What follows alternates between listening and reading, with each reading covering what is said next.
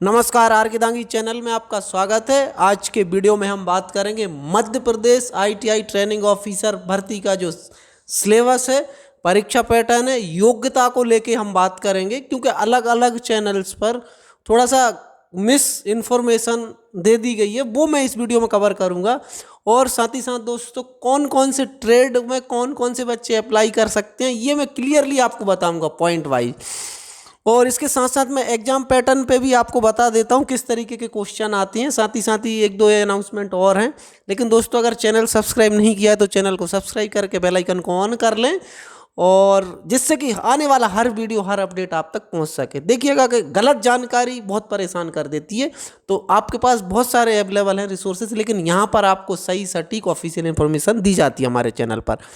अब देखिए, मैं पहले आपको बता दूं, सिलेबस को लेके मैं आपको थोड़ा सा क्लियर कर दूं कि ये जो आपका जो 75 क्वेश्चन है, तो दोस्तों ये 75 क्वेश्चन जो लेटेस्ट सिलेबस है, कौन सा वाला, आईटीआई में जो पढ़ाया जाता है। आईटीआई के आप ट्रेनिंग ऑफिसर बनने जा रहे हैं, तो आईटीआई के अंदर जो बच्चों को आईटीआई में जो ट्रेनिंग दी जाती है जिस सिलेबस के हिसाब से, उस सिलेबस को ही आपको पढ़ना है, एनसीबीटी का। अब ये सिलेबस को लेके भी क्या है, अभी मार्केट में बुक्स अवेलेबल नहीं है, हो जाएंगी अवेलेबल, लेकिन सिलेबस को रिवाइज किया है 2021-22 में, उस सिलेबस के हिसाब से ही क्वेश्चंस आने वाले हैं। तो अब यहाँ पर एक संभावना है कि पहले से मटेरियल बहुत कम अवेलेबल है, ना तो वेबसाइट, ना कोई आपके पुराने जो इंस्टीट्यूट हैं उनके पास होगा। तो आपको बहुत समझदारी से, सतर्कता से तैयारी करना है। मतलब आपको कोई भी चीज़ है, कोई कुछ भी बता दे तो आप पढ़ लें, पता चला वो आना नहीं है। और साथ में मटेरियल काफ़ी जो रिसोर्सेस अवेलेबल है वो भी मैं आने वाली वीडियो में बताऊंगा। अब ये 75 क्वेश्चन आपका आईटीआई का सिलेबस, जैसे मान लेते हैं कोपा के आप ट्रेनिंग ऑफिसर का फॉर्म भरते हैं, तो कोपा का जो सिलेबस आईटीआई में पढ़ाया जाता है, थ्योरी प्रैक्टिकल, और वो सिलेबस जो अभी इस साल पढ़ाया जाना है, मतलब अभी जो नया सिलेबस जुड़ा है उसको आपको पढ़ना है। मतलब 13-14 टॉपिक उन्होंने दिए हैं, पूरा सिलेबस भी नहीं है, 13-14 टॉपिक को ही आपको, ना तो ज़्यादा डीप में जाना है ना बेसिक पे जाना है, एक मॉडरेट लेवल की तैयारी आपको करना है। ज़्यादा से ज़्यादा आपको क्वेश्चन बैंक लगाना है, और आप कोई भी छोटे छोटे टॉपिक आप कहीं से भी पढ़ सकते हैं। साथ में हमारा ऐप भी है, उसके बारे में भी बात करेंगे। अब एक चीज़ और आ जाती है, देखिएगा, इसमें एक चीज़ और आती है कि अब ये वाला पोर्शन, तो इसमें मैं आपको बता दूं विज्ञान और गणित, तो इसमें गणित भी बहुत कम पूछा जाता है, विज्ञान पूछा जाएगा, साइंस आपका 10th लेवल का, ये सब 10th लेवल की चीज़ें हैं। तो इसके लिए आप पुराने जो प्रोफेशनल एग्जामिनेशन बोर्ड की साइट पर पेपर पढ़े हैं, चाहे आपका जेल, प्रेरी हो, पुलिस हो, इसके टाइप के आप क्वेश्चन देख लें, ठीक है, जिसमें कि ये विज्ञान गणित पूछा गया हो। अब आ जाता है सामान्य ज्ञान, इसमें मध्य प्रदेश का ज्ञान हो गया, तार्किक ज्ञान, बेसिक कंप्यूटर, ये वाला पोर्शन बाकी कोपा वालों के लिए तो है, लेकिन बाकी दूसरे ट्रेड हैं, इसमें थोड़ा सा आईटीआई में जिस तरीके का बेसिक कंप्यूटर पढ़ाया जाता है एम्प्लॉयबिलिटी स्किल में, उस टाइप के क्वेश्चंस पूछे जाएंगे। तो इसको भी आपको विशेष ध्यान रखना, मतलब डिसाइडिंग फैक्टर आपका मेन ये होगा, आपका ये ध्यान रखना, आपका जो 25 क्वेश्चन है, तो ये क्वेश्चन काफ़ी अच्छे आ जाते हैं। बाकी ये क्वेश्चन बाकी के तो आपको बन जाते हो, 75 क्वेश्चन आपके वो हो जाते हैं। ये तो मैंने ये बता दिया आपको, तैयारी आपको यही रखना। और इसमें से जितने नंबर आएंगे category wise, male female wise list बनेगी, जिसके जितनी सीटों के हिसाब से मेरिट जनरेट होगी, तो उसके हिसाब से आपको सिलेक्शन हो जाएगा। डॉक्यूमेंट वेरिफिकेशन कहीं से कहीं तक पहले नहीं होगा, ज्वाइनिंग के टाइम पर आपका, मतलब बैक डॉक्यूमेंट वेरिफिकेशन होता है जब आपकी फाइनल हो जाता है, आप सिलेक्ट हो जाते हो उस टाइम पर, ठीक है। अभी मैं कुछ पोस्टों को लेके भी बात करूंगा। अभी देखिएगा, मैं आपको एक चीज़ बता देता हूं, ये आप समझ लीजिए। मैं आपको सबसे पहले ले चलता हूं, सीटों का आपको पता है। अब यहाँ पर सीटों को लेके भी लोगों के मन में ये कन्फ्यूजन है। मैं एक चीज़ बता दूं आपको, अगर ये वाली जो अनारक्षित की जो सीटें हैं, अनारक्षित की अगर 69 सीटें हैं, तो इन वाली सीटों में ओबीसी वाला बंदा भी आ सकता है, एससी वाला भी आ सकता है, एसटी वाला भी आ सकता है, और ईडब्ल्यूएस वाला भी। तो आप जो अनारक्षित सीट प्लस आपकी कैटेगरी की सीट, उतनी सीटों पर, जैसे मान लेते हैं कहीं पर सिर्फ आपकी अनारक्षित सीटें हैं, मान लेते हैं 8 सीटें हैं।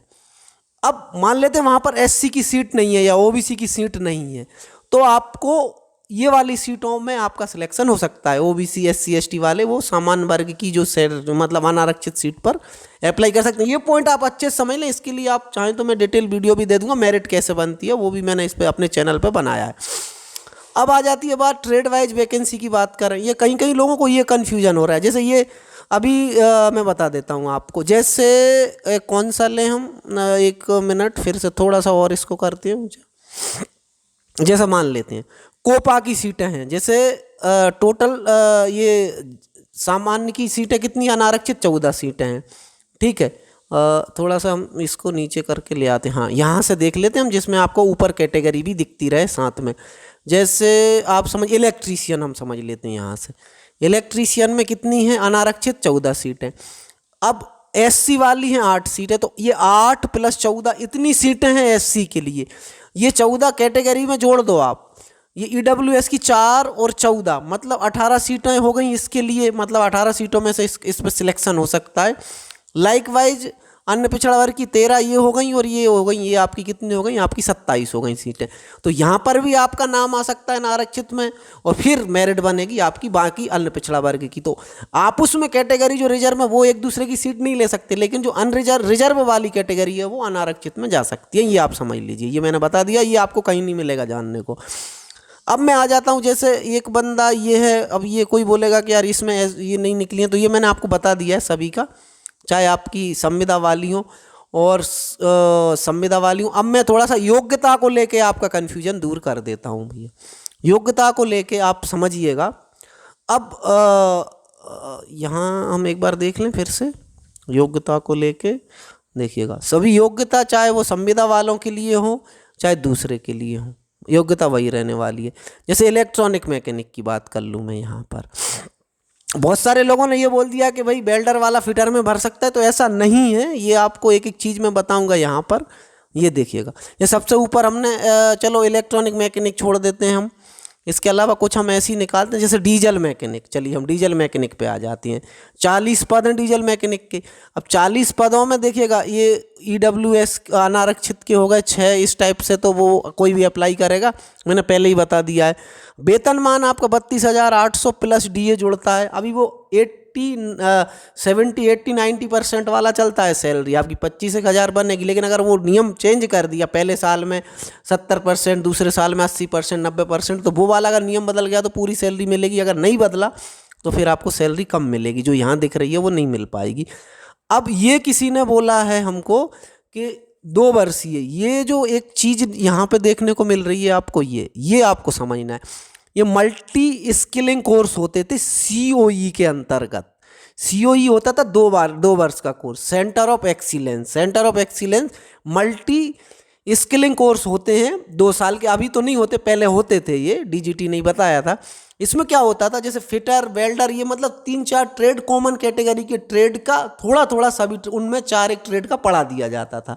तो वो 4 मतलब जैसे देखते हैं एक इलेक्ट्रीशियन आ गया तो वायरमैन और उससे संबंधित 4 एक ट्रेडों का 2 साल में पढ़ा दिया जाता था। जैसे फिटर का बता दिया, मोटर मैकेनिक का भी पढ़ा दिया, कारपेंटर का भी पढ़ा दिया, वेल्डर का भी।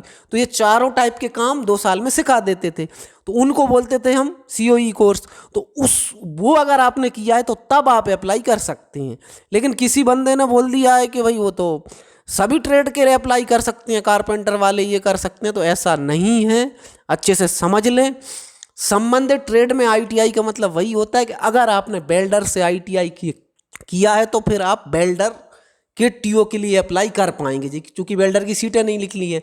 अब फिटर की अगर वैकेंसी आई है तो अगर बच्चे ने एससीबीटी या एनसीबीटी से फिटर से आईटीआई किया हुआ है तो वो अप्लाई कर सकता है, और साथ ही साथ एनएसी वगैरह है वो एक अलग चीज़ है। लेकिन यहाँ पर मैं आपको फिर से वही बता दूँ, देखिएगा 2 वर्षीय होता है मल्टी स्किलिंग, वो सब मैंने आपको पहले ही बता दिया। चलिए ड्राफ्टमैन के अलावा मैं फिटर पे ही आ जाता हूँ आपको। जैसे देखिए ड्राफ्टमैन सिविल में, भाई एक बंदे ने बोल दिया ये सारे लोग ही कर सकते हैं, तो यहाँ ऐसा नहीं है बच्चों और साथियों, ये आप विशेष ध्यान रखें। देखिएगा मैं आपको कहाँ ले चलता हूँ, ये आप जैसे कोपा है, ठीक है, कोपा के बाद आपका फिटर है, यहीं बोला है किसी ने, ये भैया ये चीज़ अलग है। ये 2 वर्ष का ये कोर्स चलता है, वेल्डर ट्रेड के साथ फैब्रिकेशन, ये 3-4 ट्रेड सिखाए जाते हैं, कारपेंटर, ये काका गागा, इनमें से कोई भी आपने सीओई का कोर्स किया है 2 वर्ष का तो आप अप्लाई कर सकते हैं। सिर्फ आपने आईटीआई किया है वेल्डर से तो फिर आप इसमें अप्लाई नहीं कर पाएंगे। अच्छे से समझ लें इसको, और बाकी अभी फॉर्म आ जाने दो, आप फॉर्म में खुद देख पाएंगे इस चीज़ को। तो किसी के भी उसमें ना आए, वो तो पढ़ के उसका मतलब अपने मन से निकाल लेते हैं। तो हमको वहाँ नहीं जाना है। अब मैं थोड़ा सा ये बता दूं आपको, आप पढ़ाई तैयारी करेंगे भाई, ट्रेड की तैयारी करेंगे आप, सिलेबस की बहुत सारे अवेलेबल हैं, यूट्यूब पे वीडियोस भी हैं, सब हैं।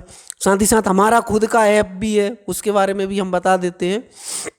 ये ऐप है आर्केदांग, ये डाउनलोड आप कर सकते हैं। और साथ ही साथ हमारा ये जो एक और हम आपको अनाउंसमेंट कर दें, अभी मध्य प्रदेश में बिगुल बज गया है सरकारी भर्तियों का, उसके लिए एक परीक्षा ऐप है। परीक्षा ऐप की लिंक भी मैंने डिस्क्रिप्शन में दी हुई है। इस ऐप पर आप डाउनलोड करें इस ऐप को। ये क्या है? परीक्षा प्रो अनलिमिटेड एक्सेस है। इसमें आपको मध्य प्रदेश में होने वाली लगभग सभी परीक्षाओं के 5000 mock question bank plus mock test रहेंगे, 3000 अंधे के सवाल नए पैटर्न पर आधारित। और इसमें आपको ये चीज़ देखना है कि ये जो कोड है आर्केदांगी, आप समझें आर्केदांगी 40, ये आप कोड यूज़ करेंगे आर्केदांगी 40, तो इस पर आपको क्या मिलेगा? डिस्काउंट मिल जाएगा 40%। ठीक है, मतलब ये 500 का कोर्स है तो ये 40% डिस्काउंट के बाद कितने का बचेगा? 300 रुपये का। मतलब आपको 300 रुपये पे करना है, साल भर आपके लिए इसकी वैलिडिटी रहेगी। और आने वाले समय में जो भी मॉक टेस्ट सीरीज आएंगी, सब कुछ इसमें आपको 1 साल तक मिलते रहेगा। तो ये कोर्स आप परचेज कर सकते हैं 300 रुपये में, साल भर का आपको, मतलब मध्य प्रदेश से रिलेटेड जो हमारा 25 नंबर का जो पोर्शन था वो आप यहाँ से भी तैयारी कर सकते हैं अच्छे से। ये ऐप भी आप डाउनलोड करें और ये आप कोर्स जरूर यहाँ से परचेज कर लें और ये कोड हमारा यूज़ कर लें, जिससे कि आपको डिस्काउंट मिलेगा 200 का या 40% जो भी। और दूसरे कोर्सेज पे भी आपको दूसरे कोर्सेज का आपको आर्केदांगी 50 यूज़ करना है। दूसरे कोर्सेज के लिए क्या करना है आपको? आर्केदांगी यहाँ 40 की जगह 50 यूज़ करेंगे, वहाँ आपको 50% डिस्काउंट मिलेंगे। आप आर्केदांगी 50 यूज़ करेंगे तो ठीक है। ये विशेष ध्यान रखें कोड यूज़ का।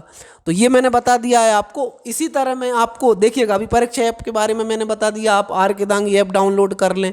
उसके अंदर मैंने आपको टेस्ट सीरीज से लेके कोपा की तैयारी, आने वाले समय में फिटर, बाकी और दूसरे ट्रेड की लेकर भी आएंगे स्टडी मटेरियल, तो वो भी आप यहाँ से परचेज कर सकते हैं। वीडियो कैसा लगा कमेंट्स करके जरूर बताएं। अगले वीडियो का इंतजार करें, ऐसी अपडेट लगातार हम आपको लेके आएंगे। हमारा उद्देश्य है कि आप कोई ना कोई सरकारी नौकरी जरूर प्राप्त करें। इस उद्देश्य से मैं लगातार आपके लिए कंटेंट लेके आता हूं, इसलिए इस वीडियो को शेयर जरूर कर दें। बहुत बहुत धन्यवाद।